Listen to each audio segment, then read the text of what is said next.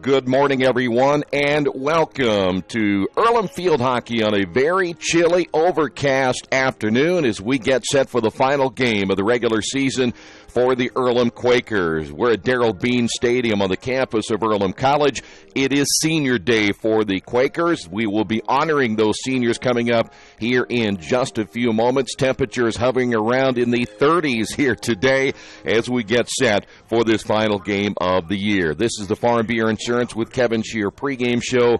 Great to have you with us. The Quakers coming in at 6-9 on the season, 5-8 in the NCAC. They've won 3 out of their last 4. They beat, in fact, losing their last contest, a tough one against Denison by a final of 2-0. They'll take on the Tigers of DePAUW, who come in at 10-7 on the year, 8-5 in the NCAC. They've won 2 out of their last 3. When we come back, we will have the festivities coming up on Senior Day in just a couple of moments. Stay right there.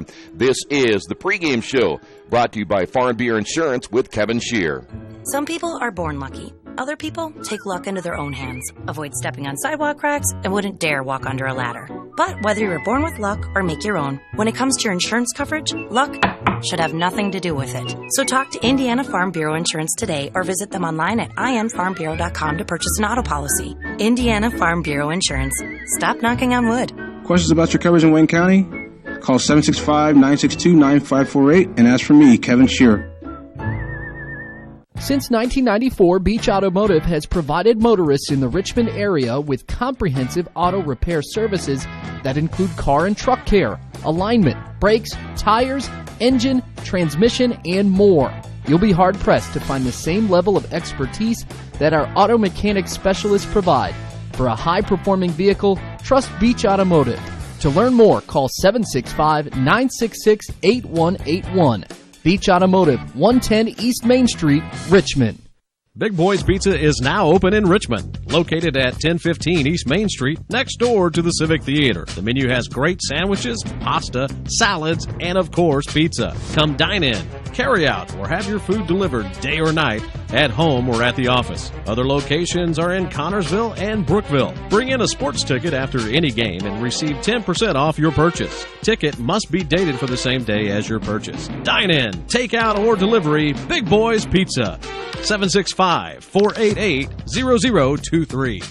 Kate's Cages is the #1 indoor training facility for baseball and softball in Richmond by far. With top flight instructors, you will learn how to play the game the right way. Everything from pitching, hitting, catching, and fielding. Kate's Cages will also have the opportunity to participate in triple play fall ball, the softball academy, individual and team camps, and individual private workouts. Kate's Cages Baseball and Softball Indoor Training Facility, 1366 Rose City Boulevard. Call 993-2353 for more information. Again, it is a senior day. Let's head to our public address announcer, Mitch Blankespoor, as he gets set to introduce today's seniors. Our first senior is Olivia Honeyman. Olivia is accompanied by her father, Mark, and Associate Professor of Biology, Wendy Story. Wendy says this of Olivia: one of the many great memories I have with Olivia are the early mornings of my field ornithology class. When she took the class, the weather was super crazy, but not even rain, storm, or hail could stop Olivia's motivation to learn about birds. She had perfect attendance and joined any extra field trip we had. What is more, she was happy to be about it and had a great attitude. When she is in the field, she looks like she is really in her element. In the class, I learned she has the heart of a field biologist and that we have a lot of things in common. A 4-year member of the field hockey program, Olivia has started in all 69 games during her own career. She has scored 2 career goals, 1 each of the last 2 years, on 15 career shots, 11 of which have been on net. Olivia does not have a specific favorite memory as a member of the program. She has valued every moment spent training, playing, and growing with her own field hockey family, both on and off the field. Olivia says this to her teammates: believe in yourself always, because I have seen each and every one of you accomplish such amazing things when you put your minds to it. Don't forget to have fun, remember who you are, playing for your love of the sport. 4 years fly by before you know it, so cherish every moment you have. A biology major, Olivia does not have definite plans after graduation this spring, but hopes to gain work experience and a job related to her major. Ladies and gentlemen, Olivia Honeyman. Our next senior is Megan Hutt, who is accompanied by Assistant Director of Graduate Programs, in Education, Becky Dimmick-Eastman, and Professor of Spanish and Hispanic Studies, Chris Swafford, Megan's American mom. Becky says this of Megan: I have always admired Megan's work ethic, which reflects her dedication to academics, athletics, and Earlham. One of my favorite memories is when she taught me some basic field hockey skills to the MAT cohort. She is an excellent teacher, and her kindness and caring is evident in everything she does. A 4-year member of the program, Hutt scored 32 career goals and dished out 18 career assists, along with starting in 75 of a possible 76 games.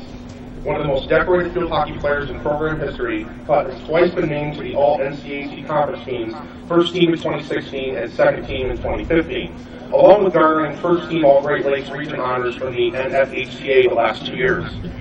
The whole field hockey experience is my favorite memory, Megan says, from the pregame moments with the team where we all dance in the locker room to beating certain teams in overtime. Every second has been memorable. This season, Hutt has scored 8 goals and assisted on 6 others.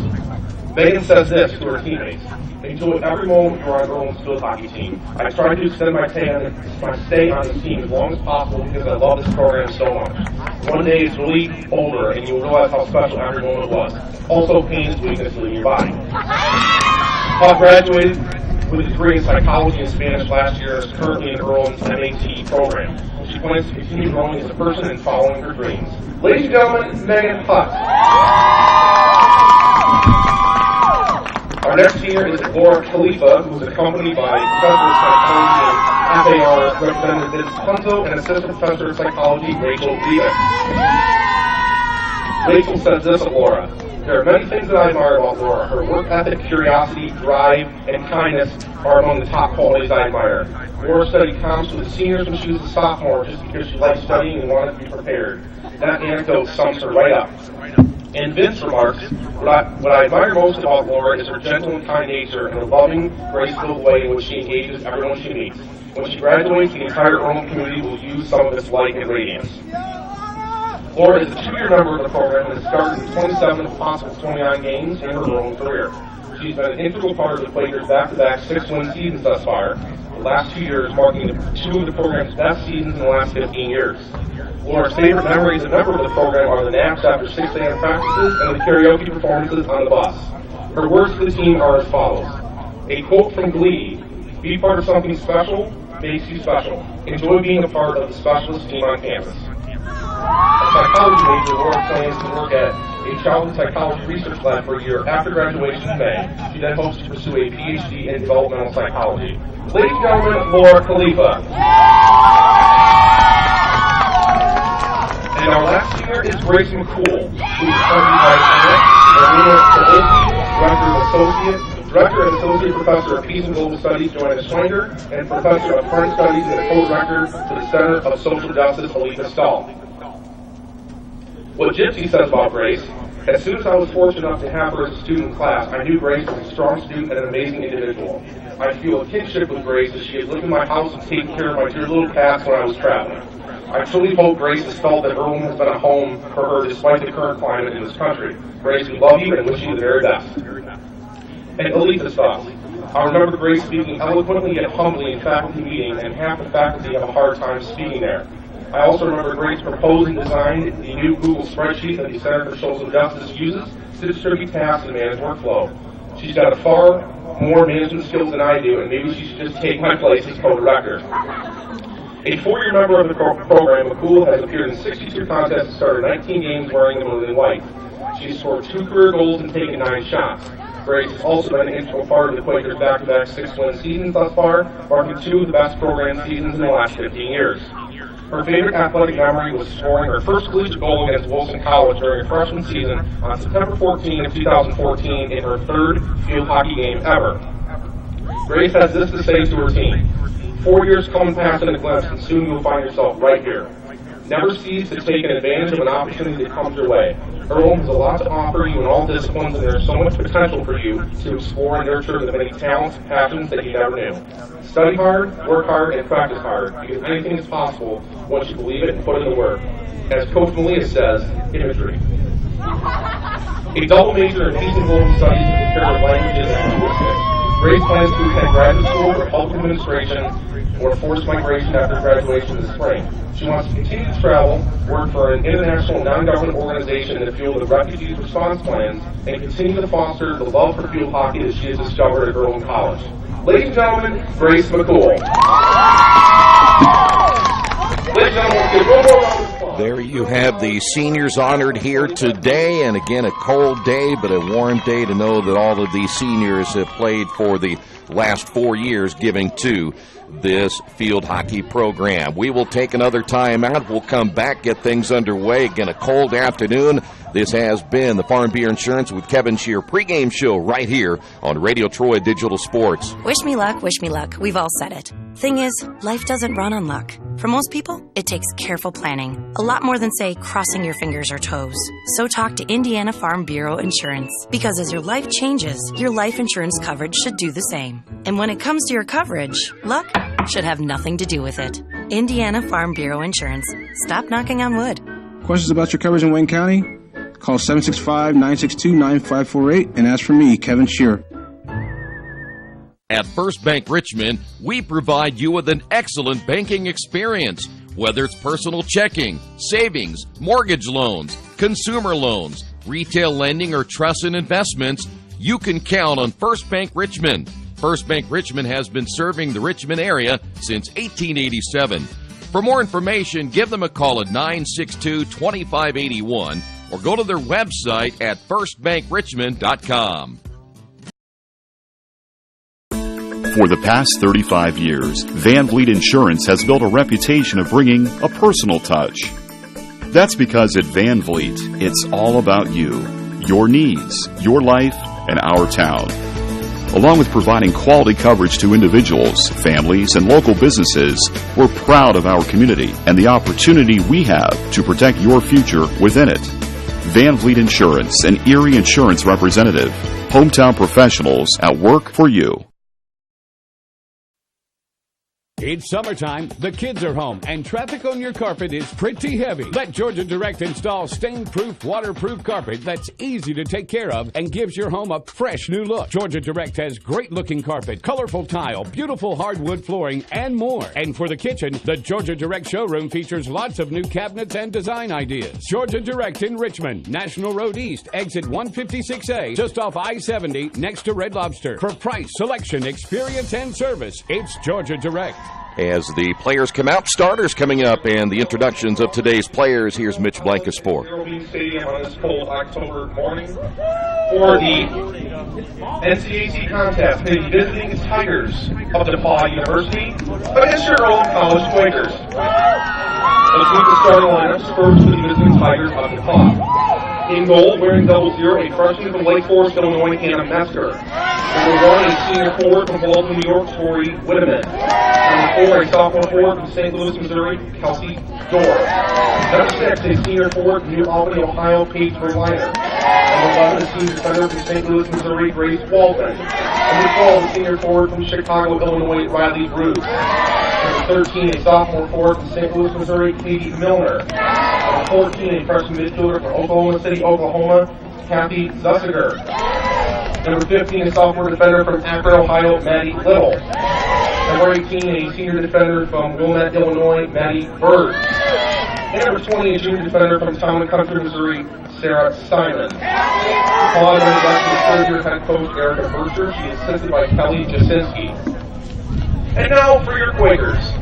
In goal, number 47, a sophomore from the Ogden Netherlands, Camille Vandergaard. Number 2, a junior defender from Amherst, New York, Natalie Glass. Number 6, a sophomore midfielder from Norton, Zimbabwe, Kuzai Mushangahandi. Number 8, a senior forward from Tom Syria, Grace McCool. Number 9, a sophomore midfielder from Dallas, Texas, Sydney Barnes. Number 10, a junior forward from Pittsburgh, New York, Isabella Grasso. Number 11, a senior midfielder from Teal, the Netherlands, Megan Hutt. Number 13, a junior midfielder from Heemstede, the Netherlands, Micah Turling. Number 18, a senior forward from Richmond, Vermont, Olivia Heisman. Number 20, a senior midfielder from Beirut, Lebanon, Laura Khalifa. And number 22, a freshman defender from Lindenhurst, New York, Alexis Warren.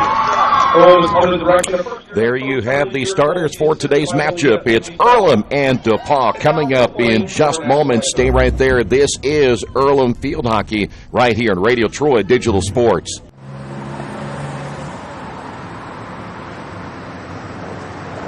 I got this.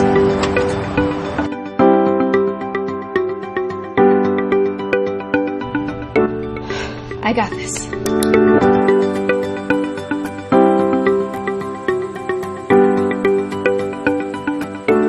I got this. At Harrington Hogue, we believe your life belongs to you. That's why we work hard to make sure that your insurance coverage is the last thing you have to worry about. So when it comes to keeping you protected, We got this.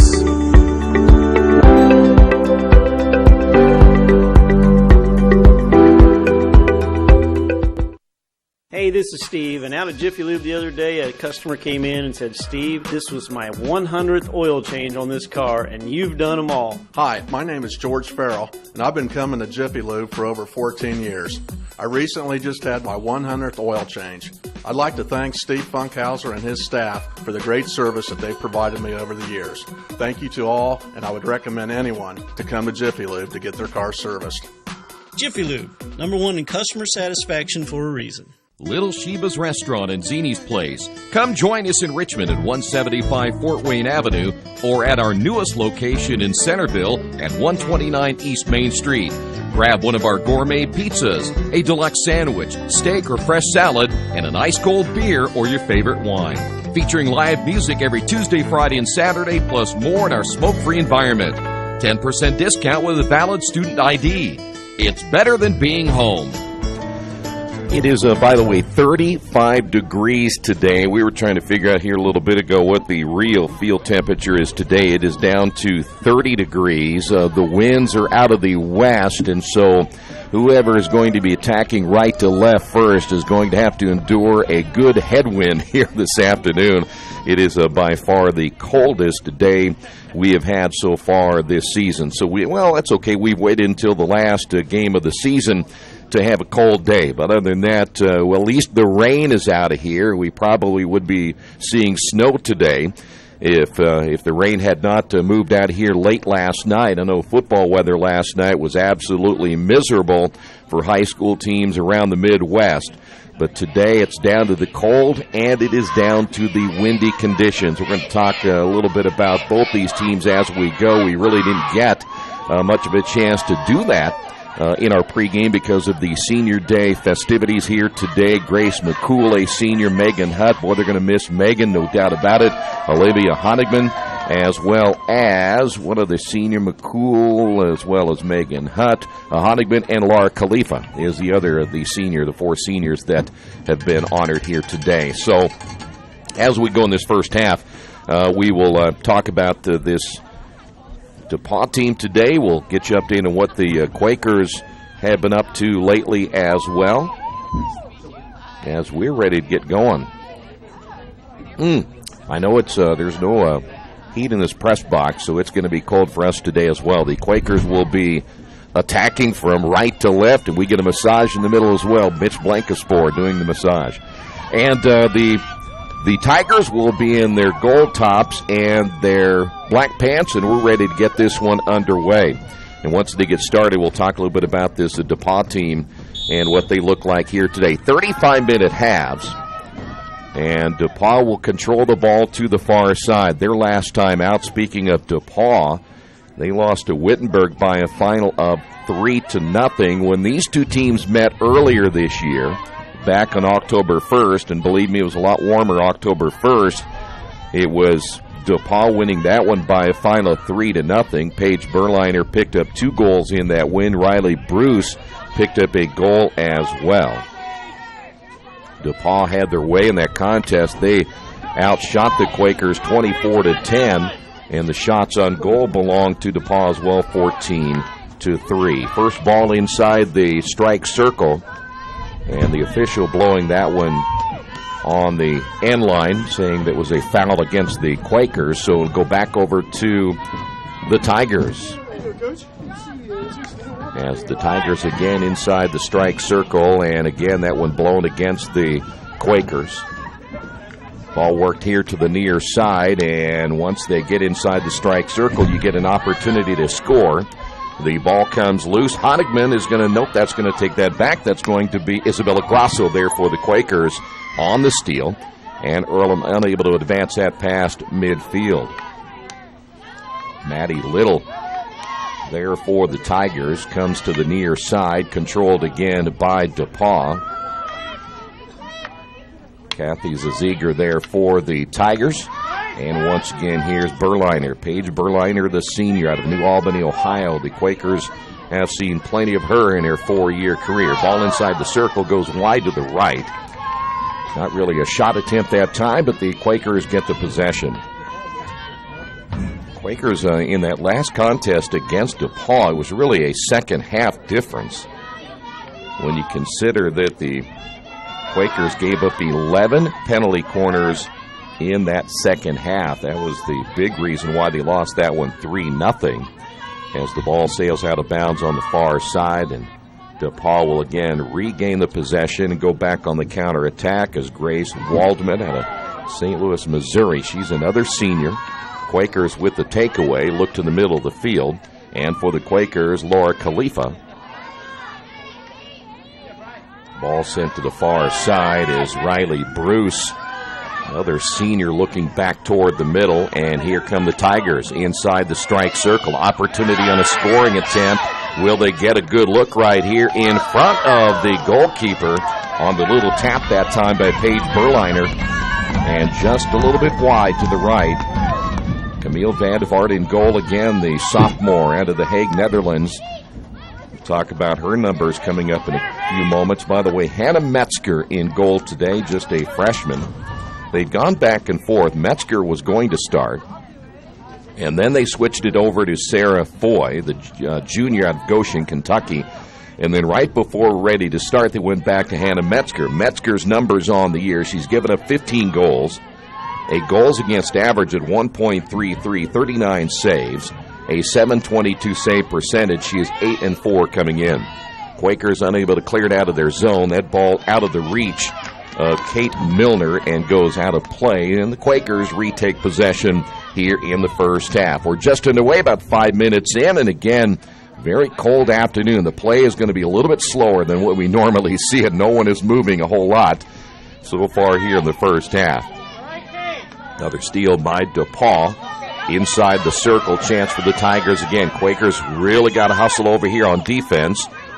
Chance again for the Tigers. Ball tipped and then scored. So DePaul will get on the board first. Quakers unable to clear it out of their own zone, and it cost them. And so we'll get the official word on who that goal will belong to coming up, if there's an assist involved in it as well. But not a good start for the Quakers here this afternoon on Senior Day. They think it might be Riley Bruce, the senior out of Chicago, who may have come up with that goal, and the two officials are now coming together. I'm not sure, again, what this discussion may be about. And I think they're going to take the goal away. Interesting. So no goal scored. Apparently a violation called before the goal was scored, so the Quakers get a break, and this will go back over again to the Quakers. Well, but early indications are they're going to have to really do a better job keeping that ball from entering the strike circle the way it did. Your defensemen that are back there, Natalie Blatz, along with Alexis Warren, only can do so much in helping their goalkeeper, Camille Vandevaart. So they're going to have to do a better job of getting this attack going as well. The Quakers have yet really to get it into scoring position so far here this afternoon.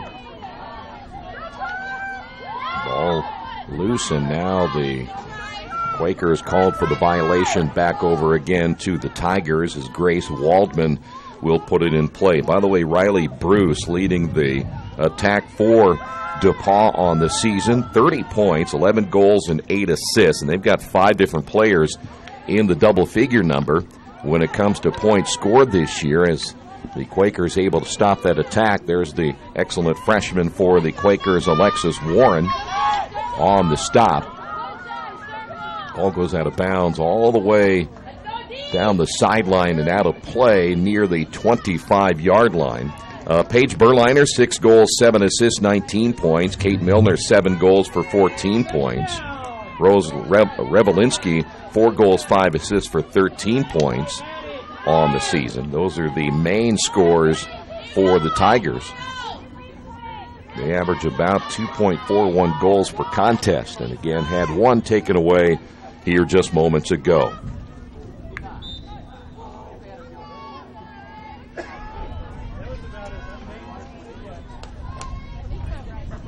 Clock is a little bit off. We're going to keep the clock up there. They've got 29-21 and counting. What took ours away? Apparently ours is not quite accurate, so we'll keep you updated as the ball for the Quakers inside the strike circle for the first time.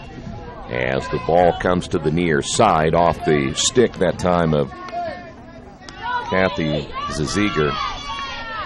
Quakers to the near side. Here's Megan Hutt. Hutt playing her final game. The senior looking to the inside. Ball tipped away. It was intended for, it was Turlings there for the Quakers, the second leading scorer for EARLHAM. EARLHAM, as we said, coming into this one at 6-9. Quakers on the attack again. Ball will be tipped away by Sarah Simon. Quakers got it in pretty good position right in front of the keeper, Hannah Metzger, but unable to get it into position further to try to get a good look. Quakers will place it near that hash mark to the right at that 25-yard line. The defenseman coming from the right side, trying to see if you can get an advantage there as that ball will go out of play, and the Quakers again unable to get it into position to get a good look here in the first half. That's the idea. Get a good look if you can.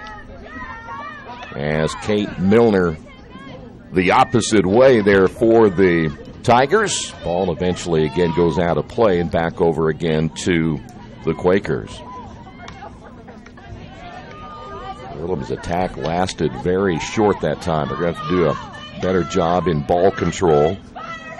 Here's Megan Hutt. Hutt, good dribble across the midfield line, looking to her teammate on the right, Turlings. Turlings tried to tap it ahead. She had McCool there for a moment. And the ball to the far sideline and will go out of play. Let's see who it will go to, back to the Tigers. As Milner to put it in play. By the way, Quakers coming in averaging 1.7 goals per contest, which you think that's not much, but from an offensive standpoint, it's better than they've been in the last couple of years. They've had, at least this year, more options. Berliner on the attack, just outside the circle. Tigers unable to advance it further, and now we'll see here to the near side. Zeisiger looking inside, ball centered, and a lot of bodies right in front of Camille Vandevart, and it goes out of play. Good news for the Quakers there. Boy, there were just way too many yellow jerseys right in front of the keeper, Camille Vandevart. By the way, this cold day is going to continue later as the EARLHAM football team will have a cold afternoon. They're going to take on Manchester later today right here at 2:30. Ball back over again to the Tigers. Megan Hutt should be a first-teamer again this year for the Quakers. She has 22 points coming into this contest, 8 goals and 6 assists. And Maida Turlings having a good year as well, 8 goals and 3 assists, good enough for 19 points for the Quakers coming into this one this afternoon. Ball back inside the circle. Quakers need some help right here as this will be a penalty corner. And our first of the afternoon.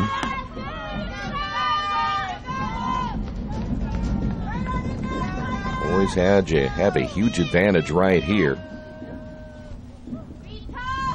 Quakers last time they met, as I mentioned, gave up 11 penalty corners in that second half. 25-23 remaining here in the first half. Tigers look to attack from the top once again. There is Alexis Warren coming up, and we have our second penalty corner. Warren did a pretty good job. Both players had a chance to go after that loose ball, but apparently the official felt that Warren committed the violation. So now the Tigers with the hash mark off to the left. This one hit high in the air, and then it's going to go back over to the Quakers. That hit someone from DePAUW a little bit high on the body. It was Paige Berliner. It was one of those out front for the Tigers. And so 2 straight penalty corners for the Tigers. They come up empty. Quakers try to go back on the counterattack, but boy, nothing there again as Grace McCool on the chase. Tigers able to control it on the sideline, and that's just a little bit wide of the stick of Kate Milner, and a turnover now for the Tigers. Well, if Earlham can pick up a win here today, they've won 3 out of their last 4. Lost to Denison by a final of 2-0. They will not qualify for the North Coast Athletic Conference tournament with that 5-8 record, but they and Worcester both tied at 5-8. Be big today to get a win and try to overtake the Scots for that spot in the standings. Tigers once again back on the counterattack, and that'll go against DePaul, and we'll head the other way. So we'll see if the Quakers can once again get rolling right here. Pretty good shot that time. That was a golfing shot by Turlings. That would have been pretty good on a line drive, but that'll go against Earlham. We come up on the 23-minute mark now here in the first half of play. Berliner trying to work that ball back to the middle. Tigers near side, inside the circle. Defensively there for the Quakers, able to get a stick on it with Sydney Barnes. Ball still in the circle. Megan Hutt overran that ball. And now for the Quakers, there is Laura Khalifa. Stolen away. Here's Dorr looking back to the middle, high in the air and wide to the left. That would have been Milner, number 13 on the attempt. Quakers again. Well, you look at what they've been able to do defensively this year when we talk about Natalie Blatz, the junior out of Amherst, New York, and the addition of Alexis Warren out of Lindenhurst, New York. They've kind of really solidified things defensively, but a lot of this comes from what happens up front as well. Not allowing that ball to get into that strike circle as easily as the Quakers have allowed that to happen here today. Here's Turlings. Turlings will look ahead to Megan Hutt. Megan will always draw a crowd. Megan, nice job spinning away from the defender. Megan, back to the middle. Megan, inside the strike circle, winds up, fires, and just wide to the left. And, boy, she had Nishan Gahandi there as well. And if Kudzai could get a stick on it, maybe a deflection, but it just was a little bit out of her reach. And a good shot there for the Quakers. Here is Turlings. Maida off the dribble, quickly into this circle. Ball tipped away, and it was touched by the Tigers' number 18. That was Maddie Birds, who ended up tipping that ball and unable to save it on the near side as it goes out of play. Maddie Little, sophomore out of Akron, Ohio, there for the Tigers. Coming up on 21 minutes now remaining here into the first half of play. Still scoreless after the goal was taken away. DePaul got the first goal, but the official coming from the backside waved it off, and so the Quakers and the Tigers still knotted at 0 here in the first half. Birds there for the Tigers, looking back to the inside. Lead pass will find Berliner. Well, they're very, very good in their passing here today, but there for the Quakers, that was Barnes able to get a takeaway. The Quakers unable to keep that possession. There is Alexis Warren. Warren just has a knack for where that ball is, and that has been a huge difference for the Quakers on defense, as we said a moment ago. There's another takeaway by the Tigers. Boy, good battle for that loose ball as Megan Hutt trying to get a takeaway herself away from Sarah Simon. Near side, Berliner looking back to the middle. Zeiger there for the Tigers, spins to the near side, and Lushan Gahandi there for the Quakers. And that'll go against Earlham. Here's Berliner. Quakers will bring Turlings over to try to shade her all the way down the field, and now the Tigers work it off the left side. The backhand attempt by Milner. She waves on that shot. Here is Warren again. Warren trying to clear it out of there. Warren gets her stick on the ball one more time and able to get it now to Megan Hutt. Megan looks to the right side. She had Grace McCool there. And the ball will go out of play, but last touched by the Tigers. Fans braving the cold here today. As we said, temperature started today at 35. Not really expected to warm up a whole lot today, but that wind continues to blow and our real field temperatures down to 30. It probably feels a lot colder for most of these players out here today. Tigers take away. That's Milner. The official blows that one dead. It'll go against the Quakers. Earlham able to come back, set things up on defense as you get a good look there at Riley Bruce. Quakers have kind of kept her in check so far here this afternoon.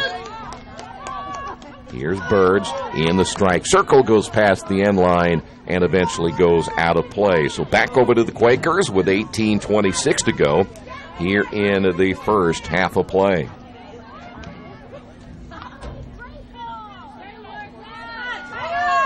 DePAUW ended up beating Oberlin just a few days ago, 9-0. They beat Worcester 2-0. Felt good going to Denison. Lost that one by a final of 3-0.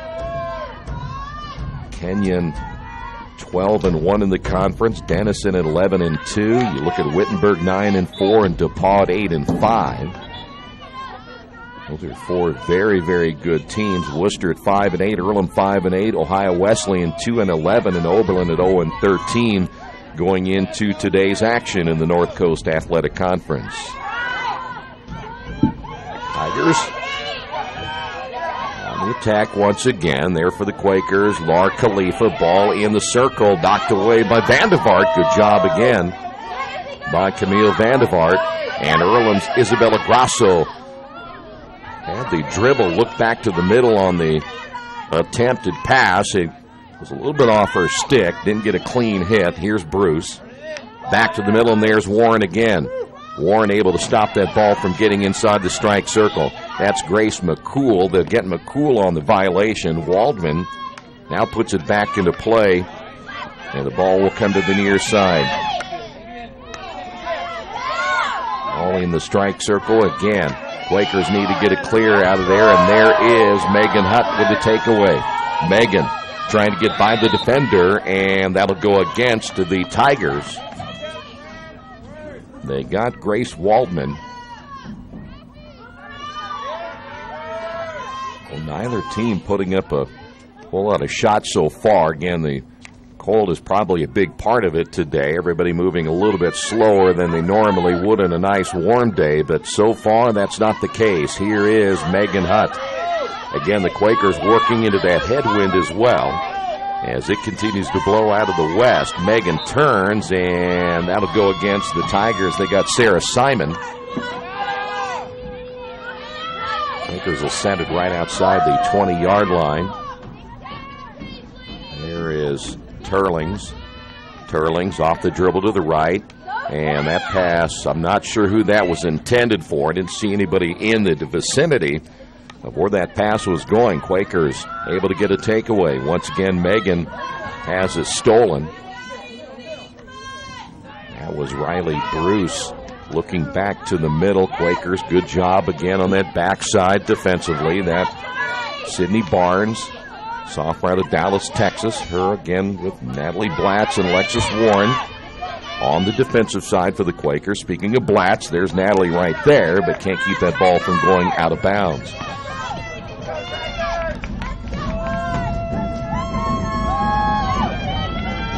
See that wind blowing out of the west. It's more of a northwesterly breeze, but again, anytime that you're going from right to left, you're going to be facing a pretty strong wind. This field is wide open here at Earlham College. Ziegler now to the near side. Ball worked into Berliner, and right in front of the goal, and I guarantee that one's going to count. I think that was number 13, Milner. That'll happen at 14:53, and again, the ball just too far down in as Van de Vaart was shifted off to her left, and that was a nice pass by Berliner to find Milner back to the middle. And the Quakers trail at 1-0. Goal scorer number 13, Kate Milner. So for Milner, that will be her 8th goal of the year. Now 16 points on the season for Kate Milner, the sophomore out of St. Louis, Missouri. And the Quakers now trail at 1-0.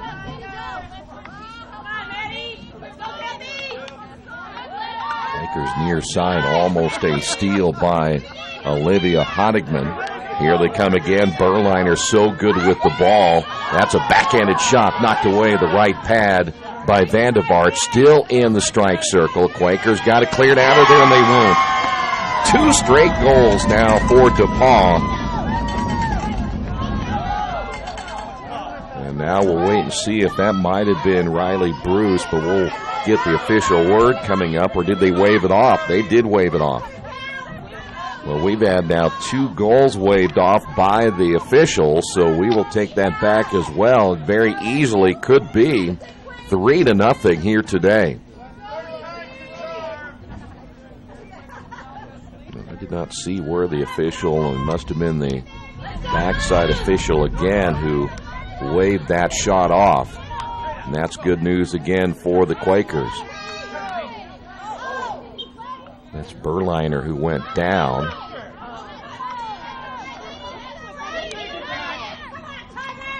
Tigers continually putting pressure against that Earlham defense, and that'll go against the Tigers. Back to the Quakers. Now we'll again see if Earlham can get something in scoring position here in the first half. So 2 goals waved off so far today for the Tigers. And Earlham's been lucky so far, only trailing this one now 1-0. Isabella Grasso to the middle. Intended for McCool, taken away by Simon. Ball right of the circle, and that'll go against the Tigers.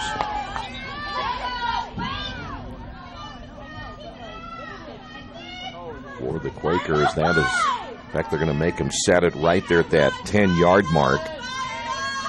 Here's Megan Hutt. Megan spinning with it, went right between the 2 defenders, got it in the strike circle, still has control. That one struck hard and goes off of Maddie Birds and goes out of play, so the Quakers will keep it out front. 12:15 to go, first half. Alexa Steele comes in out of Glenview, Illinois now, number 3. For the Tigers. That is Megan with a takeaway. And Megan, boy, I don't know how that kept in play, but she was able to get a stick on it. Here's Honigman. Honigman looking back into the middle. Turlings. Nope, that's going to be Grasso. Grasso unable to advance it as well. And the Tigers with a takeaway. And they'll advance with Miller. Milner, nice dribble. Looks ahead, and that was number 12 ahead of her, Riley Bruce, as it goes out of play. And back over now to the Tigers, or will no be the Quakers. And we're coming up on the 11-minute mark here in the first half.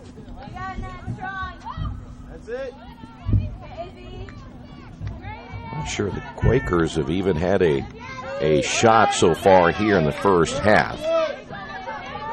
Tigers work it now to the near side. Once again, Quakers with a takeaway. That is Sidney Barnes. Well, the fans have come out here today to support the Quakers. In fact, a pretty decent crowd here today for the Tigers, who've made their way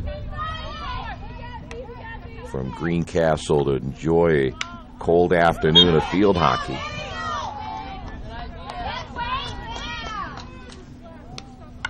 Quakers trying to clear it here to the near side. That was Barnes looking for Honigman. Berliner looking back to the middle, and there for the Quakers, Blatz. And Natalie unable to keep it on her stick as she tried to work it up the near side, and back over again to the Tigers as we're down to 10 minutes remaining here in the first half. 1-0. The big story so far is the 2 goals that have been taken away from the Tigers here in the first half of play.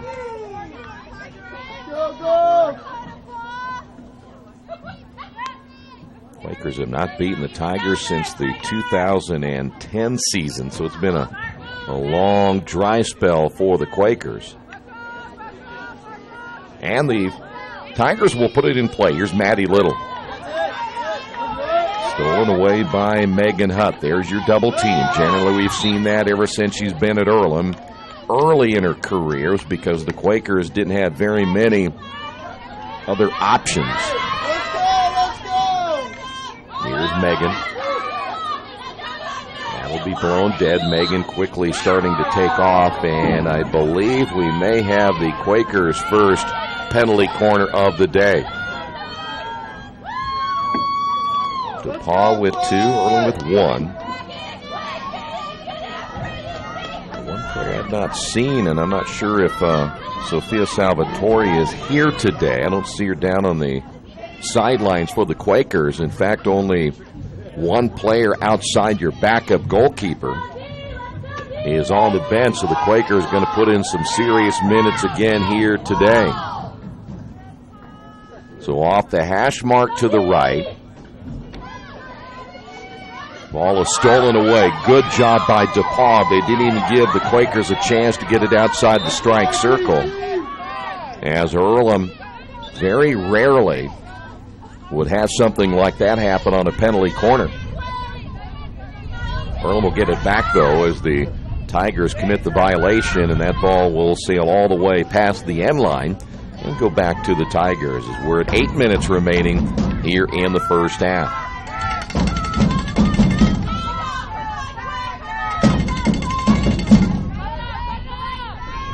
Tigers once again work it to the near side. Nothing there, and they'll go back to the middle. Make that defense shift, but that's out of the reach of Waldman. And out of play, turnover by the Tigers. Quakers again will try to get into position. At least get a shot, something here in the first half, as Isabella Grasso unable to control that one as it goes out of play. Turnover by the Quakers. And now the Tigers go back on the counterattack as they'll look toward the middle. Nice takeaway for the Quakers.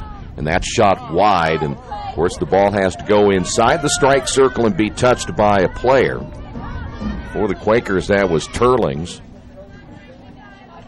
Turlings ought to join the golf team. She's got a heck of a swing. One thing Turlings loves to do, and we have seen it since she's come to Earlham, she loves to take a nice hard shot. The junior, of course, she along with Megan Hutt out of the Netherlands. Quakers have 3 players from the Netherlands. Tigers play it on the far side. Milner lifting it high in the air. Quakers get a takeaway in their own territory. Look to advance the ball. It cannot do so until there is a whistle against the Tigers. So now the Quakers go back in action as Blatz. Unable to keep that on her stick again is Isabella Grasso. And we're coming up on 6 minutes now remaining here in the first half of play.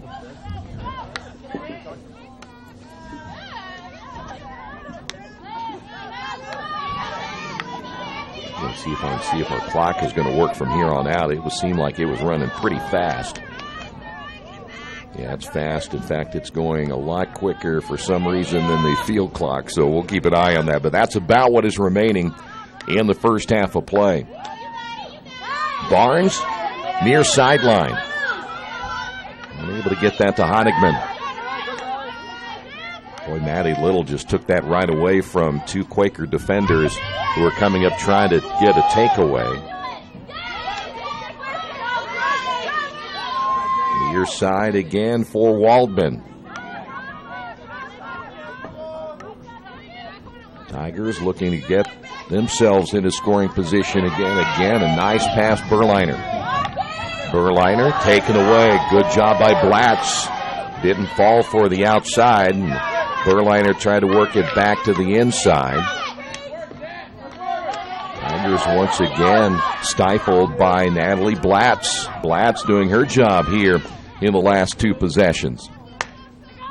But then Blatz unable to clear it. That's one of those toppers right there. She hits the top of the ball, kind of took that spin and didn't get anything on it. So now Kelsey Dorr will put it in play for the Tigers. They do a nice job. You see the work they do on the passing. Misplayed just a little bit that time by Maddie Little. Quakers chase near side at Megan Hutt all over the field here today. Is that ball inside the strike circle? Centered, and Vandevart able to get a pad on it, knocking it away. Still stays inside the strike circle. There it is, Alexis Warren. Unable to clear that one far enough. Bird's able to come up with it inside the circle again. Quakers need to clear it out of there. Here is Megan. Ball tipped out front, intended for Mushanka Handi. Again, the Quakers unable to go back on the counterattack. Inside the circle again. And for the Quakers, Honigman. Earlham again, just not able to clear that far enough. That one hit off the leg of Megan Hutt as it comes to the near side, deep in the corner. All still in possession, though, of the Tigers. Boy, you hate to chase like this as the Quakers trying to get that ball out of there, and too many times it's getting back in the circle. Still loose. And almost getting clear was Milner as Camille Vandevart came out, played out of position to knock that ball away. And there's going to be a penalty corner against the Quakers. Unofficially, the third penalty corner. And by the way, that clock is running way fast, so we're going to take it off. 3 minutes remaining now here in the first half of play. Hash mark left for the Tigers. Berliner winds, fires, knocked down by Honigman. Good job by Olivia. The approval of the Quaker crowd here today is Honigman. Nice job defensively for Earlham, but again, the Tigers once again move it into scoring position, and that'll go against the Quakers. Tigers look to the middle. Honigman chasing to the near side. One thing about the Tigers, if there's nothing there, they're trying to reset it, and that'll go wide and out of play. Kathy Zaziger out of Oklahoma City, Oklahoma, just a freshman. And now the Quakers, 2 minutes remaining. Not a whole lot of time to try to get a good attack going, especially when you're in your own territory. You're playing against a good defensive team like you're seeing today in DePAUW. Ball in the middle. Quakers take away again. There for the Quakers, that is Turlings. Grace McCool. Now Earlham to the near side. This is Megan Hutt, the all-NCAC performer. Will go down as one of the best ever to play here at Earlham College. Tigers another takeaway. They still have 1:20 to go. Tigers again, just outside the strike circle. There's Warren. Warren has it stolen away from the backside by Bruce. Bruce looking toward the end line, and Berliner can't keep up with that one as it goes out of play.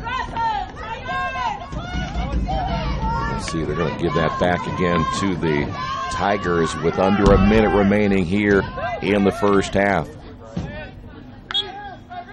An official on the backside blew that one immediately against Earlham.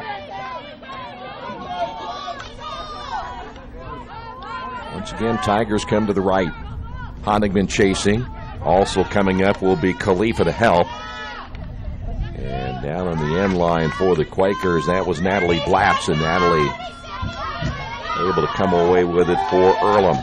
Won't be enough time, I don't think, here with just 23 seconds remaining. If they could get it maybe close, but I don't think it's going to happen now as we're coming up toward the end of the first half of play. Clock down to its final 8 seconds. This would be it right here if McCool, but it's got to get inside the strike circle first, and that is not going to happen, and we have made it to halftime. Well, the big story in the first half, Quakers just unable to get anything going on offense. The other part of that first half story is there were 2 goals taken away from DePAUW, but that's where we stand on the Wesley Bates Wealth Management scoreboard. DePAUW leading Earlham 1-0. This is Earlham Field Hockey right here in Radio Troy Digital Sports.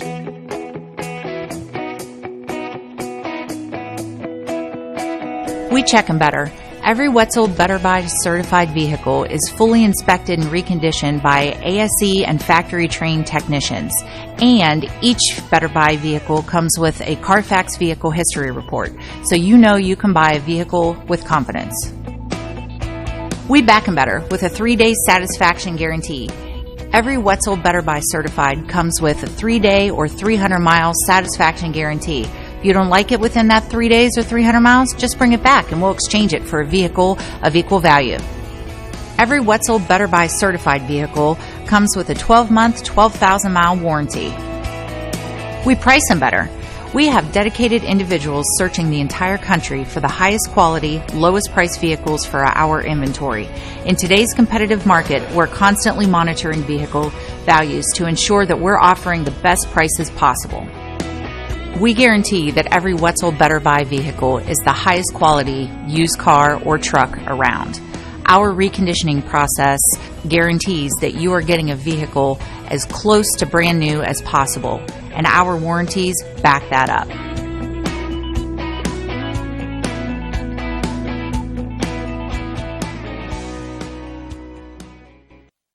Mancino's is family-friendly, serving fresh grinders, pizza, pasta, and salads daily. They serve great food priced for family budgets. And whether it's one of their homemade grinders, salads, or pizza, there's sure to be something for everyone in your family. Our baking process may cost a little more and take more time, but the end result of freshness and flavor make the real difference in all of Mancino's award-winning products. Mancino's of Richmond. Give them a call at 966-1161 or go to their website, mancinosofrichmond.com. New Vision Sports is a training program that focuses on the training and improvement of this serious-minded athlete, including all ages and skill levels. From creating customized workout plans to providing ongoing motivation and support, New Vision strives to help you achieve your training goals. Their trainers use a variety of effective workout plans based on your specific goals. New Vision Sports, 977-5831, or go to their website, newvisionsports.com. That's New Vision Sports with a Z. As an internet service provider, Parallax Systems offers reliable residential high-speed internet service and business service. With a fiber backbone reaching over 150 miles, we have created a multifaceted delivery system. Our dark fiber leasing has proved beneficial to public and private sectors alike. Parallax serves Wayne County and surrounding areas. Parallax Systems, when speed matters, a division of Richmond Power and Light.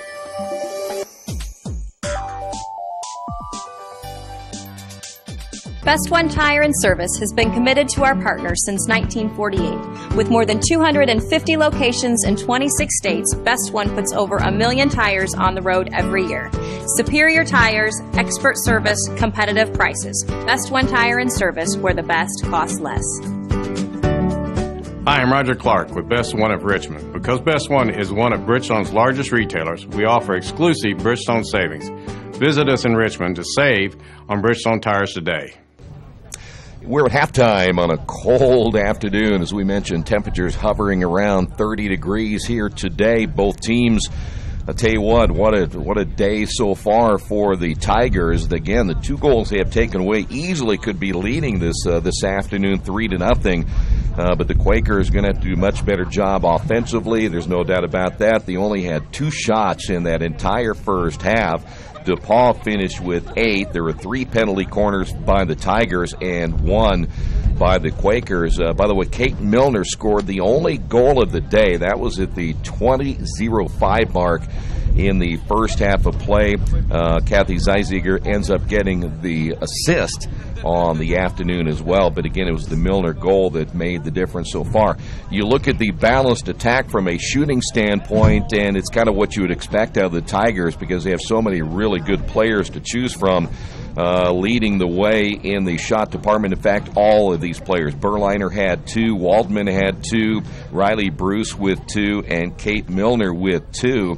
That gives you an idea of the pressure they can continue to put on your defense all afternoon. We talked about Bruce, Berliner, Milner, and Revelinski in the opening of this contest because they just have so many good players to choose from.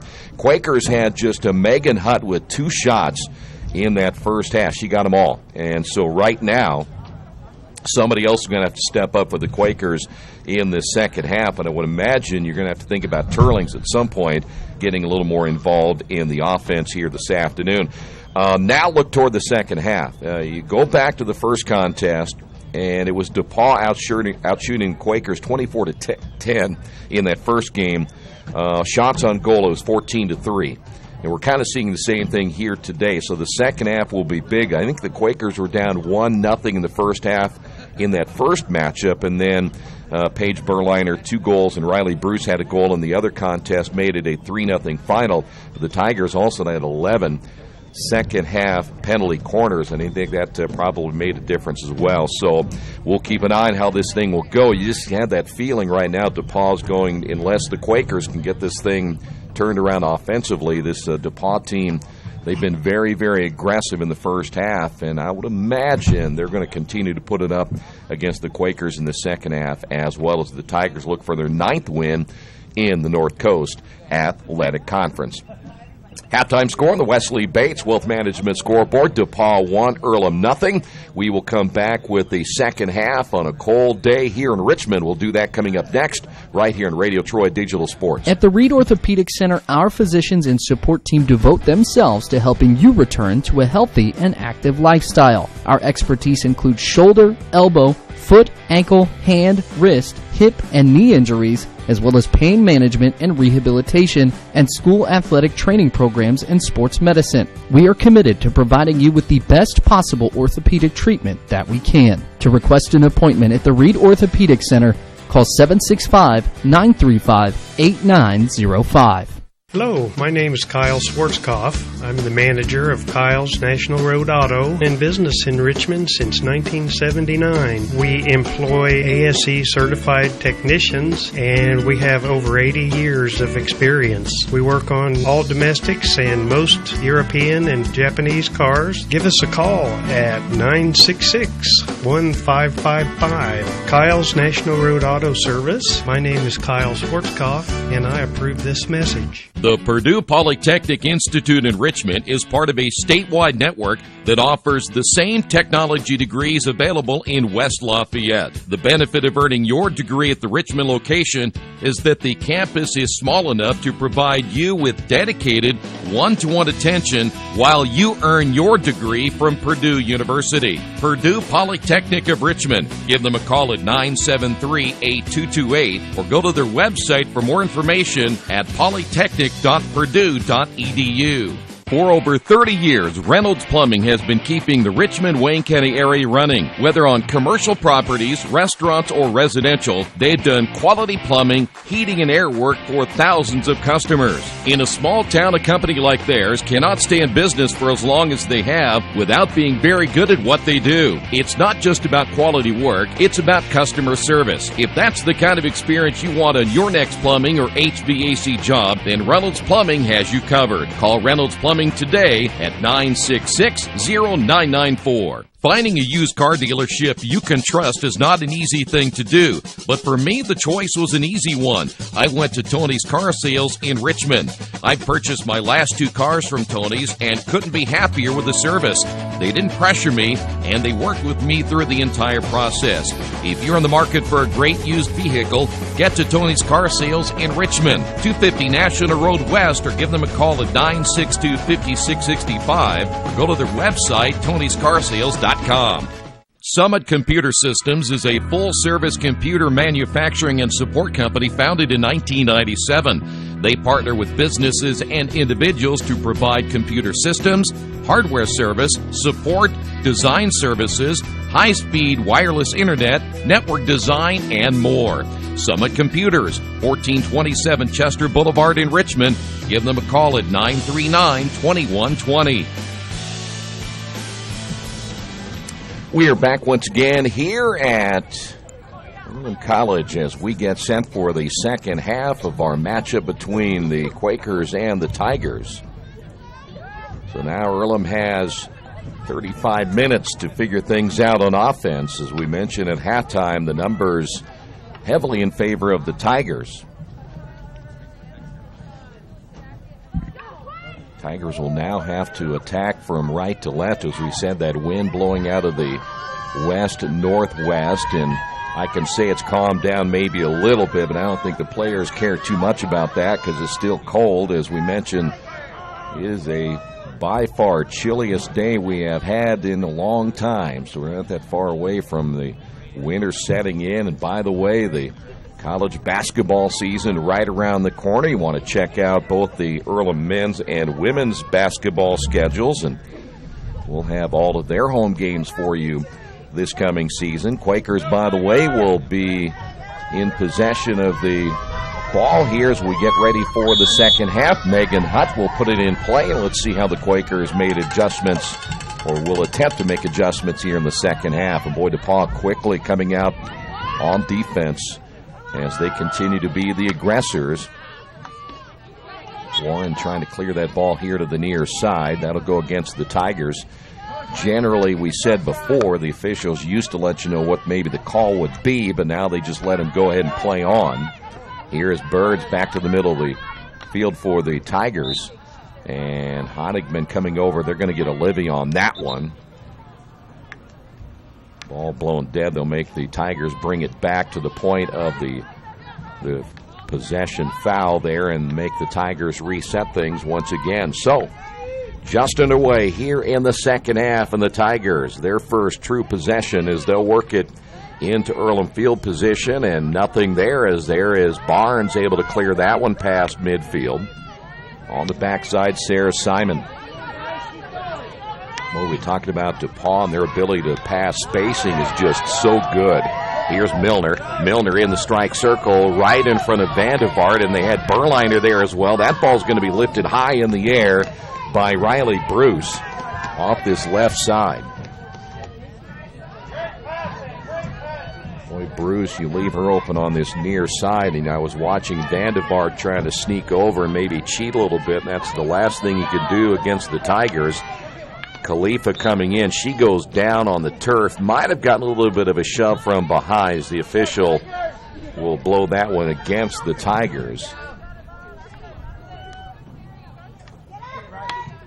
I think that was Tori Whitteman who they got the penalty on for the Tigers. Another takeaway here on the near side. There is Waldman.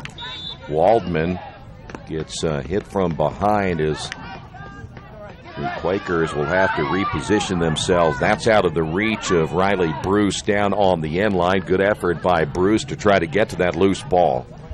And that's another one of those rarities you see in a good field hockey team like DePaul. They don't make that many passing mistakes. And that's why you end up winning 8 games in a very tough North Coast Athletic Conference. Quakers trying to get to that level consistently year after year, and though they're getting there, and for head coach Emily Garrisol, and told her, of course, earlier in the year what a nice job she's done this year and knows it's taking some steps forward. Now it'll be up to replacing a player like Megan Hutt, who will leave, as I mentioned, one of the all-time best here at Earlham. Here's Waldman. Coming over to take that one just momentarily as Turlings, and quickly off the stick now Milner. There is Alexis Warren there for the Quakers. I'll tell you, Warren's probably going to get some type of recognition as one of the better defensemen as a freshman. What kind of awards they give away. Here's Berliner off the right side of the strike circle. But again, for Alexis Warren, I think she's made enough of an impact to get some kind of recognition out of the North Coast Athletic Conference when they do the awards at the end of the year. Tigers, look at that. They just passed so well off the right side. Quakers chasing again. Ball inside the strike circle, and Berliner was there just off the stick again of Whitteman. But you saw right there how they worked that little triangle on the right side of that strike circle. It'll stay with the Tigers. But they pass so crisply and they get it to the position they need to get it. It leaves your defense just chasing. And that's the last thing you need to do is be chasing. Here's Berliner. Ball loose out front, just outside the strike circle. Quakers trying to get it out of there. And immediately Grace McCool on the attack and taken away to about the 35. So again, the Tigers, they're going to just keep the pressure on. Quakers, again, with the lack of bench strength here today, they just don't have anybody to come out. We'll be playing this entire game here today. As we said, I'm not sure where Sophia Salvatore is, but the freshman out of Miami, Florida, has not been in the lineup here today. Sean Kahandi there for the Quakers. Here's Megan Hutt. Megan tried to dribble by Sarah Simon. Megan wants to stop and cut it back to the inside, but there are two other yellow jerseys right there waiting in case she does make the turn. Maddie Little was on the inside of Megan on that dribble, as was Kelsey Dorr. And now the Tigers back on the counterattack once again. Waldman. And see, that one got through everyone that was there defensively for the Quakers. And now the Quakers have to peel back quickly. And one thing about DePAUW, they move the ball up the field very quick as well. Quakers try to defend to that side. They will do so there again for the Quakers. Natalie Blatz. Blatz has it taken away. Another steal here for the Tigers. They get it in the circle, and Barnes will clear it out. And Mushan Kahandi on the far side, back again to Megan. And now Megan off the dribble. There's your double team again. Coming up was Maddie Little. And anything that you can do to slow the process down for Megan Hutt makes a difference. Well, I tell you what, though, again, why Salvatore, we're going to try to find out why she's not here today, but there's a grabbing of the stick right there, which is, I believe, a violation. But Salvatore, you're probably your best dribbler that we have seen for the Quakers this year. I know she's a little bit like Megan. Megan works that ball better in the middle, but Salvatore does a nice job down the side. There's a windup and a fire by Isabella Grasso and a miss. Grasso didn't hit it clean. And again, the Tiger is able to bring it to the near side. Looking to the inside is Milner. Ball comes loose, and that's last touched by Turlings for the Quakers. Clock is at 28 minutes now here in the second half. Door to the far side. You see the Quakers chasing again.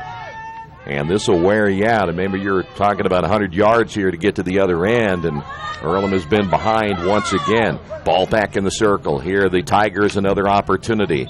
And that will be blown dead. The backside official blowing that one, and may have gotten, that's Whitteman again for the second time.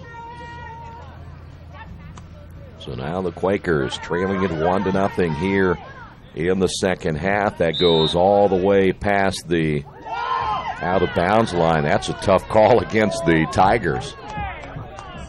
Now you're probably looking at the official. He's probably 30 yards behind the play, and he called it out of bounds on this near side. I would think that the official on this near sideline would have had a little better look, but apparently the backside official said it was last touched by the Tigers.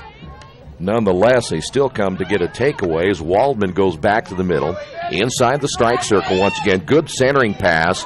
Barnes is there to knock it away, penalty corner, as this will be penalty corner number 4 now for the Tigers. Boy, Barnes did a nice job stepping in front of that pass. And now let's see where the Tigers will work off of. They have the hash mark to the left.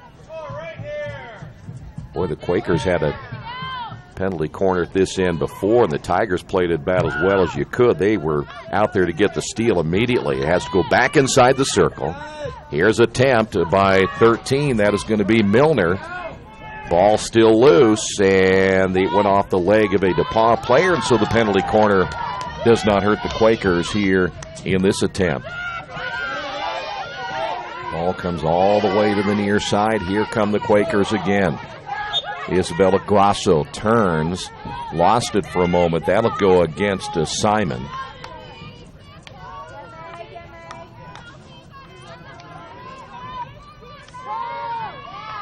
Ball outside the circle again now for Megan Hutt. We're going to need Megan to probably take a shot at some point here pretty soon, as that one hit way outside by Turlings, and Turlings really not in scoring position there as well. She's going to have to work herself inside that circle. Turling's a little bit better. I know she hits it well to the outside, but today, the way that the Quakers are lacking the offense, they're going to have to get it in deeper. Quakers back on the attack again. Here's Blatz. Blatz tapping that one to the inside. There's Waldman again. Waldman with a takeaway. Told you one of these days I may try to count how many turnovers you would have. I know it's not a stat they keep because we go back and forth so much, but Quakers have just not passed the ball as well today. Now here's Turlings and Hutt working a little give and go on the near side. DePAUW didn't bite on that one as Grasso heading out to get the takeaway, and that'll go against the Quakers.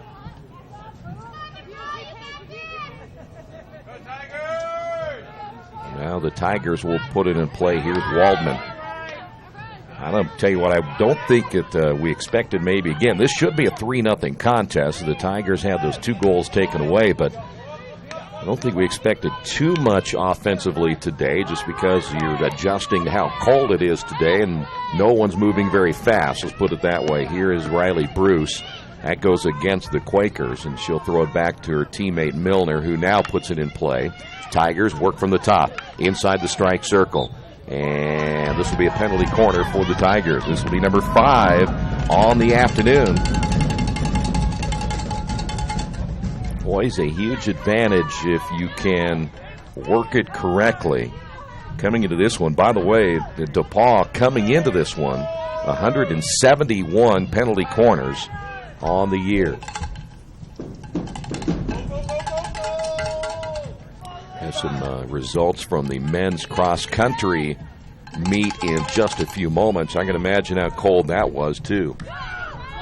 Ball will come to the top of the circle again. Here's a shot attempt, knocked away by Vandevart. Berliner there, and Berliner comes in, and we've got another penalty corner. So this will be number 6 now for the Tigers.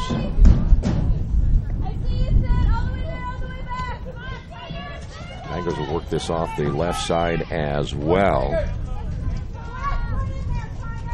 We'll give you these HCAC championship results from the men's cross country again here in a moment, coming up on 23 minutes. Tigers once again work it right back to the left side. Not a big time hit off the left though by Riley Bruce. Didn't get a really strong hit on it, though. It was a good attempt though by the Tigers. Ball goes all the way to the far side, and unable to keep it in play is Lard Khalifa. Now the Tigers again. Centering pass and taken away by Isabella Grasso. Can't clear it out of her own zone.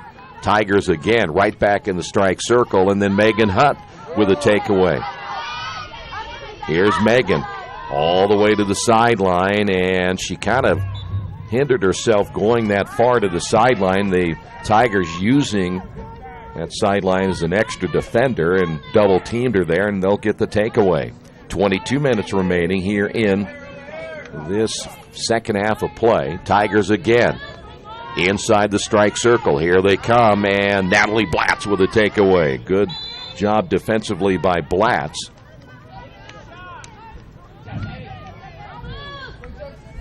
So the Tigers again, as that one hit high, and a line drive will eventually go out of play. But again, the Tigers will keep the possession out front. Men's cross country HCAC championships. Rose Hallman finishing first today with 52 points. Hanover finished second with 75 points. Earlham finishing third today. They score 78 points, just 3 away from a second place finish. And by the way, the third place finish is a 3-spot improvement from 2016. So it shows you the Quaker cross country team improving as well as that ball goes past the end line. Manchester finishing with 113 points. Those are your top 4 finishers in the men's HCAC cross country championships today. So again, Earlham finishing third. Coming up on 20 minutes remaining in this one. DePAUW with the 1-0 lead, as the Quakers have very seldom in the second half had the ball in DePAUW territory. We're talking about almost 15 minutes in. Tigers again. That's Riley Bruce. Here's Waldman. Quakers again, unable to advance it past midfield. Whitteman there. Quakers on the backside. Here is Natalie Blatz trying to look ahead to her teammate Maida Turlings.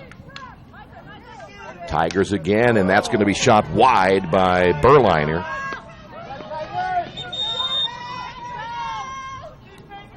And I think the Quakers are going to get a timeout right here, and they will. So our first timeout of the afternoon. The Quakers, I think this might be one of those timeouts, give her team a chance to rest a little bit.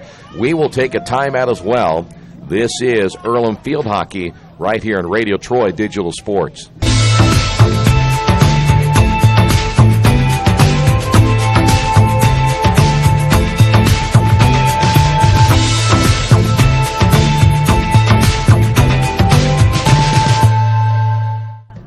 For over a century, Richmond Power & Light has been providing safe, reliable energy to the citizens and businesses of Richmond and the surrounding area. Through their dedicated and talented employees, they are advancing their tradition of exceptional service through new technology, training, and efficiency in everything they do. Richmond Power & Light provides reliable, low-cost energy and technology services in a customer-focused, environmentally responsible, safety-conscious manner. Richmond Power & Light. Together we make powerful partners. At Square Donuts, we take our donuts seriously, and apparently so do our customers. Square Donuts is by far the #1 donut shop in Richmond. At Square Donuts, we bake our donuts, cinnamon rolls, long johns, and many other varieties fresh daily. Donuts became our family tradition and business in 1967, and we've continued through 3 generations. Square Donuts in Richmond has 2 locations, including 1241 Northwest 5th Street and 3637 East Main in the Hoppy Jeweler Plaza. Square Donuts of Richmond.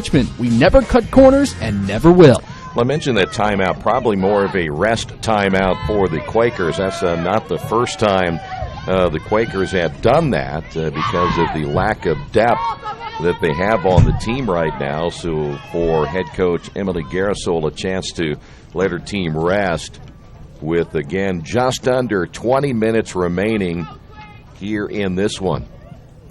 And not only a chance to rest, but I also would imagine a chance to try to get something here going from an offensive standpoint. It has just not been one of those days where they've been in good position to get anything set up. Now, give DePaul a little bit of credit on that side, too. They played excellent defensively from one end of the field to the other.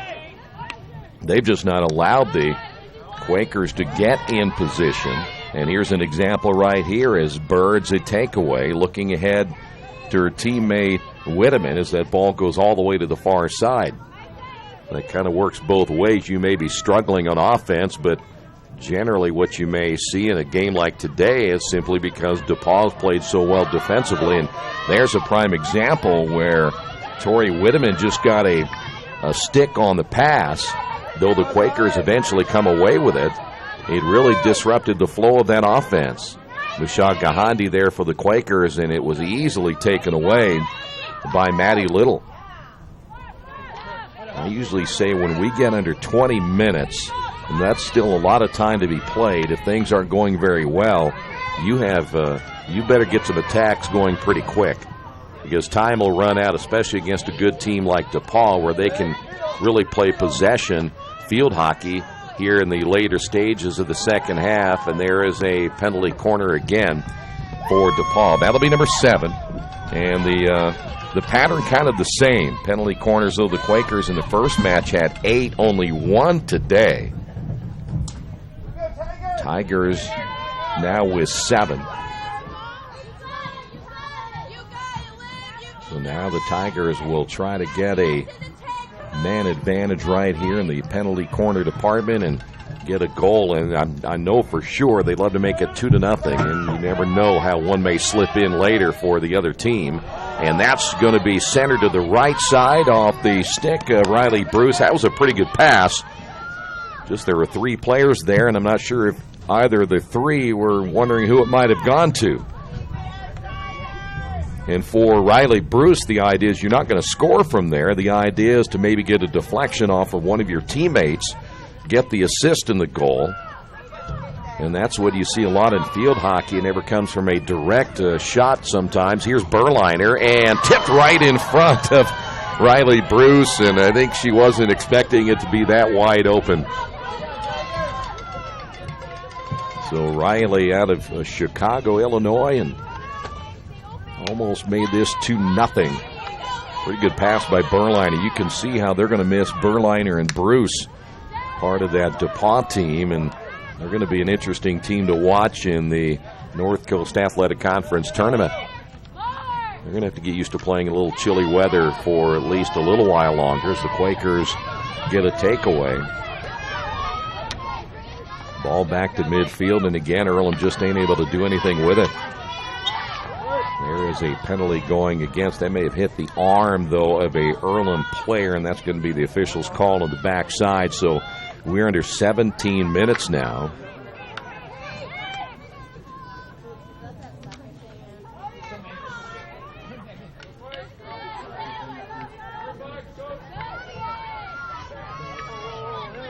Tigers again work it to the right. Looking to the middle to Berliner, and we have another one, another penalty corner. This is number 8.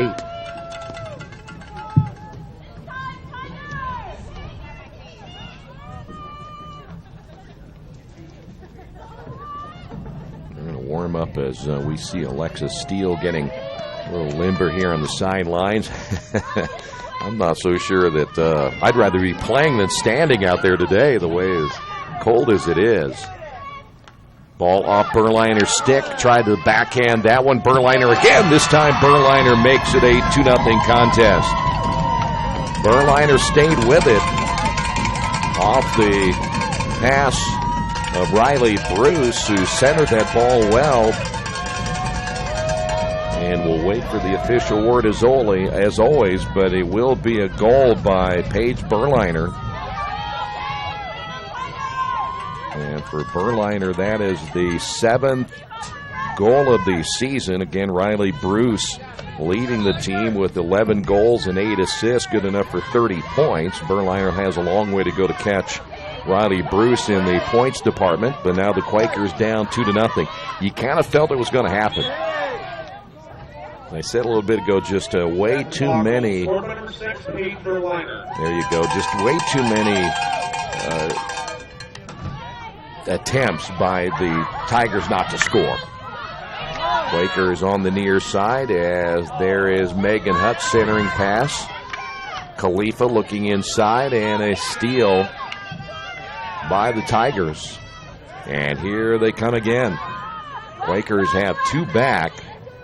If the Tigers can get this flow going a little bit further, Earlham's going to be in trouble right here. They're going to have to hustle back quicker, but that ball unfortunately for the Quakers, will go out of play. I mentioned Alexa Steele coming in. Tigers may bring another player in as they will go back to their bench. We will see number 7 coming in, Karina Barantes.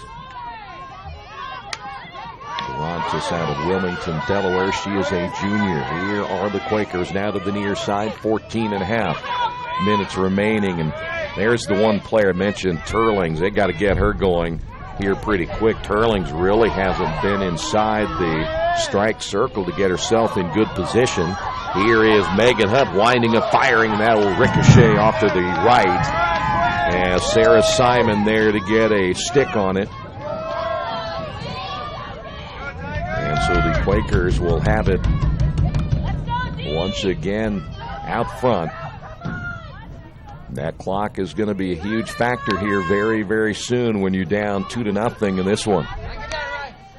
Warren looking back again to Megan, and it goes to the right of Megan and out of play, and they turn over here for the Quakers.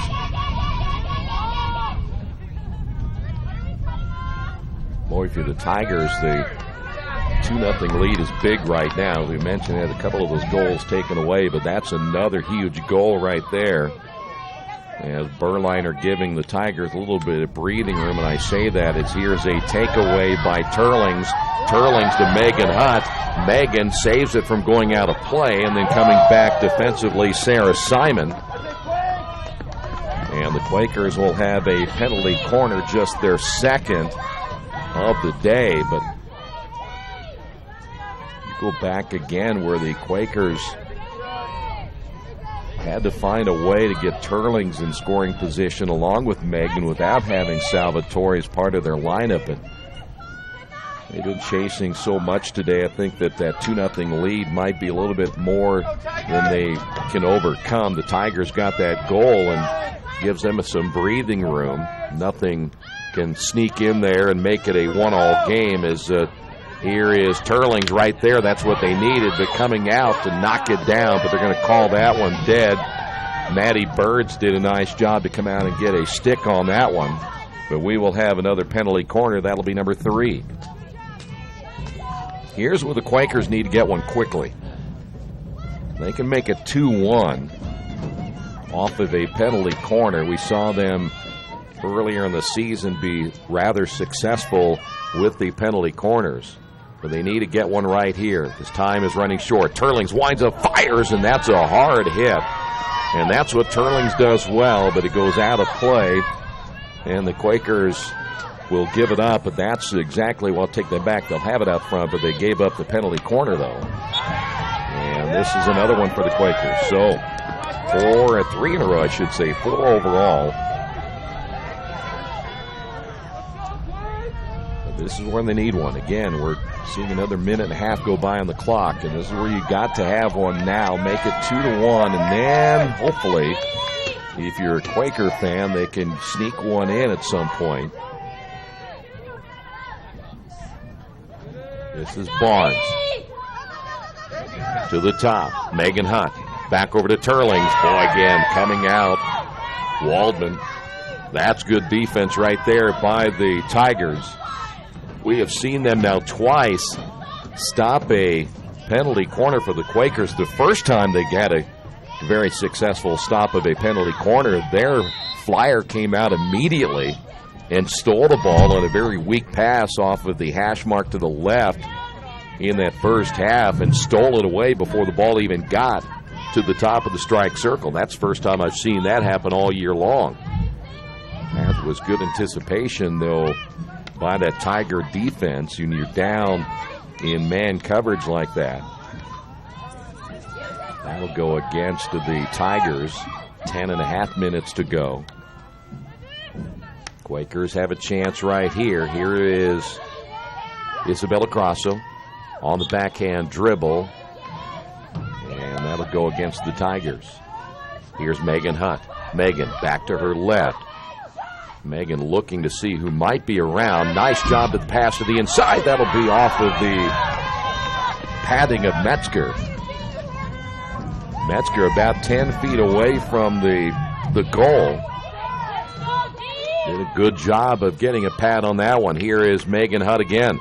Megan in the strike circle, a chance off the left side.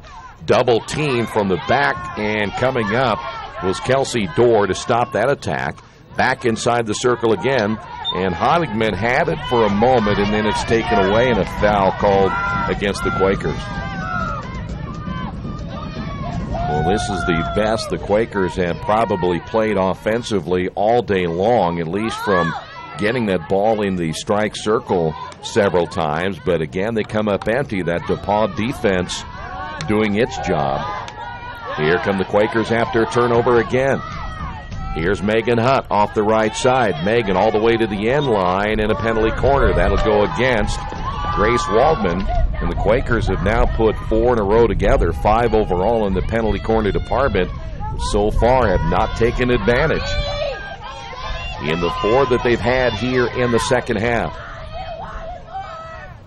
8:55 to go.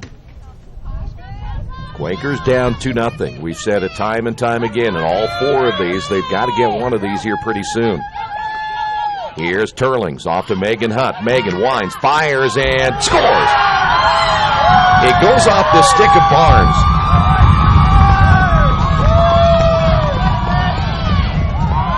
A deflection by Barnes off of the shot attempt by Megan Hutt, and it's 2-1.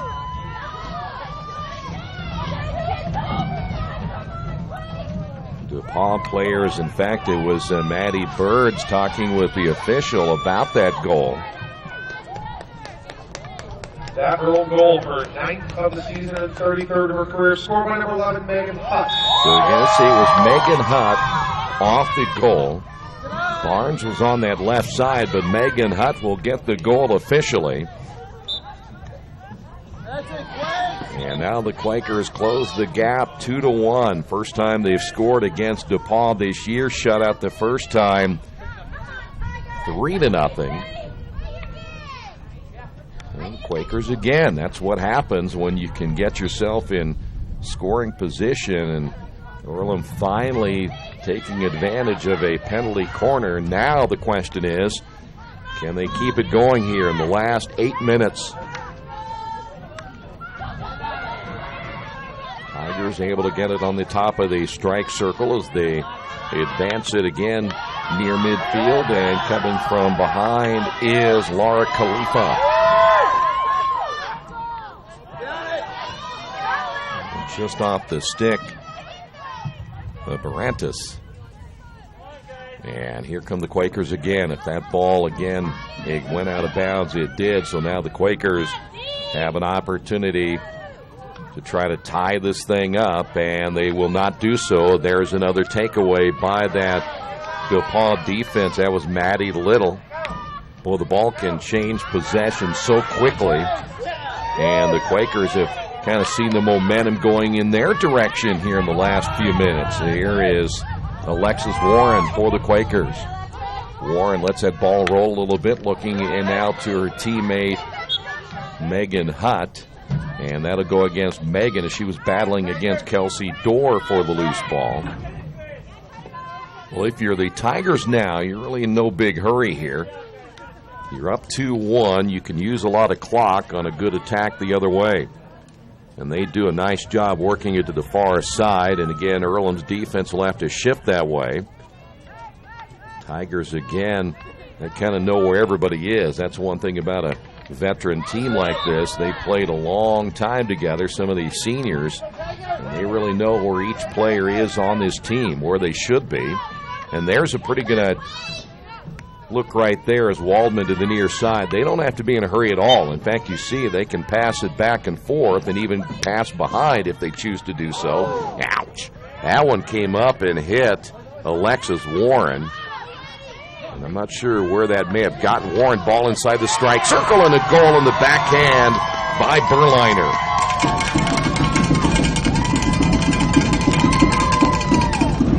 So Berliner gets another one here this afternoon, and the Quakers now down 3-1.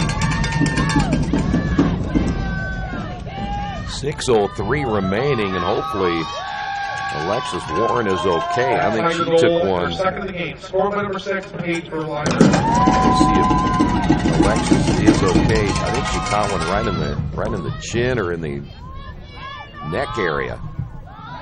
That may have been part of the reason why Berliner had such a good look, as that may have stunned Alexis Warren a little bit. And as cold as it is today, that ball hit her again around the neck area. At least it looked like it did, around her jaw area, and she kind of stopped for a moment, and Berliner able to get her second goal of the day. Now the Quakers trail it 3-1. 5:49 to go.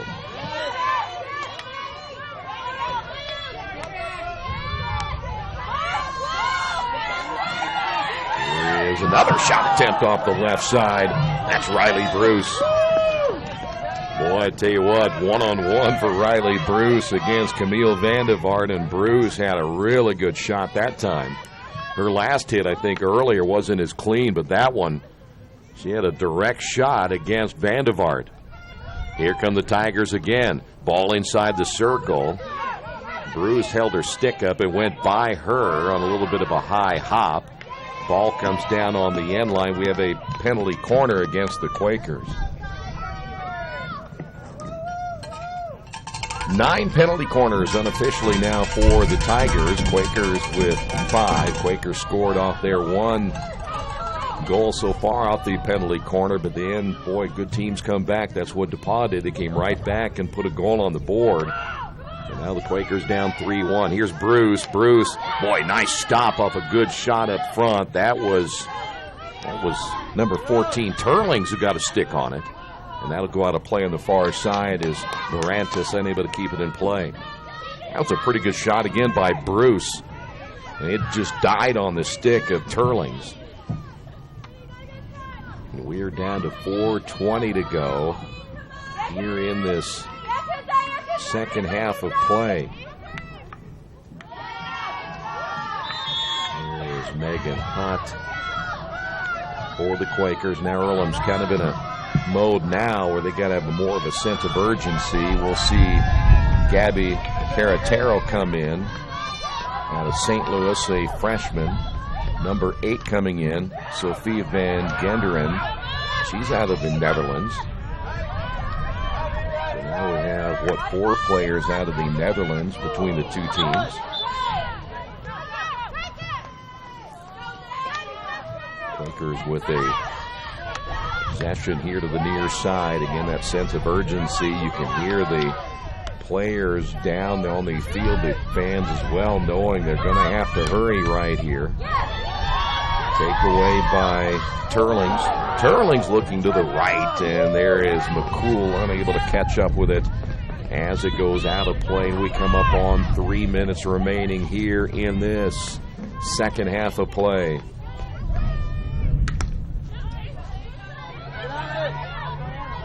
However you look at this one here today as another takeaway by Alexis Warren. Quakers will finish out this 2017 campaign here this afternoon against a pretty good, in fact, a very good DePAUW team. You want to make sure you check out the North Coast Athletic Conference website, the DePAUW website, see how they do in the NCAC tournament. It's going to be a lot of fun to watch when you consider how good those top 4 teams are. Kenyon, Denison, Wittenberg, and DePAUW. There's not a ton separating all 4 teams, though Kenyon, with that 12-1 record, in Denison, you would think they'd be the 2 favorites. But again, you just never know what happens when tournament play rolls around. Tigers looking back toward the middle. Well, Earlham will finish out at 6-10, 5-9 in the NCAC. And for Emily Garrisol and her assistant coach, they're going to have to reload a little bit after losing Megan Hutt. Get back out on the recruiting trail as soon as possible and try to bring in some more players. Here is Megan on the dribble. Megan Again, with 2 gold jerseys right in front of her. Pass intended inside for Mushana Gahandi. And another takeaways. We're down to a minute 25 remaining. Quakers again in the DePAUW zone. Strike circle time. Here is Megan, and it's taken away. Megan, will be a penalty corner. Megan looked back at the official, and the official said, yep, that is a penalty corner, number 6. Game cannot end on the penalty corner, so they'll play it through, no matter how long it takes.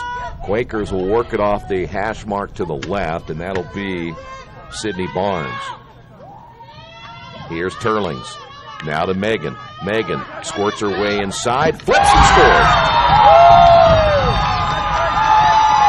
Megan Hutt has done it again today, her second goal. Boy, what a day for Megan Hutt. That is her 10th goal of the year. 46.4 seconds remaining. 34 goals on her career for Megan Hutt. And as I said, she's going to finish as one of the all-time greats and a great person as well. If you ever meet her, always a smile on her face. In fact, I saw her heading to class the other day. It was a nice day, just pedaling that bike at 100 miles an hour. Clock down to 20 seconds. It will not be enough, though, today for the Quakers, as they're going to drop this one. But give DePAUW a lot of credit the way they played defense here today. Then, of course, Berliner. Here is Berliner. Almost got a breakaway inside. Barnes is there. Berliner went for the hat trick. Berliner still has an opportunity. And nope, they will not do it. That's going to do it right there. Your final score on your Wesley Bates Wealth Management Scoreboard. DePAUW beats Earlham today by a final of 3-2. We'll come back and wrap it up in a moment.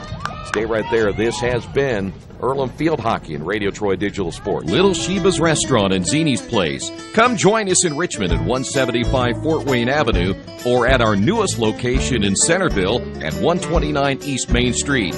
Grab one of our gourmet pizzas, a deluxe sandwich, steak or fresh salad, and an ice cold beer or your favorite wine.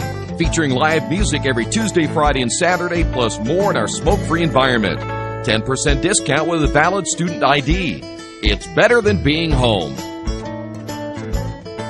New Vision Sports is a training program that focuses on the training and improvement of this serious-minded athlete, including all ages and skill levels. From creating customized workout plans to providing ongoing motivation and support, New Vision strives to help you achieve your training goals. Their trainers use a variety of effective workout plans based on your specific goals. New Vision Sports, 977-5831, or go to their website, newvisionsports.com. That's New Vision Sports with a Z. Well, it was a great day for the final day of the regular season. DePAUW will advance, and again, they're going to be a team to be reckoned with in the North Coast Athletic Conference tournament. When you have players like Paige Berliner and Riley Bruce on offense, and there'll be a fun team to watch as that tournament right around the corner. And DePAUW wins it by a final 3-2. What a way to finish out her career. Megan Hutt picking up a couple of goals today.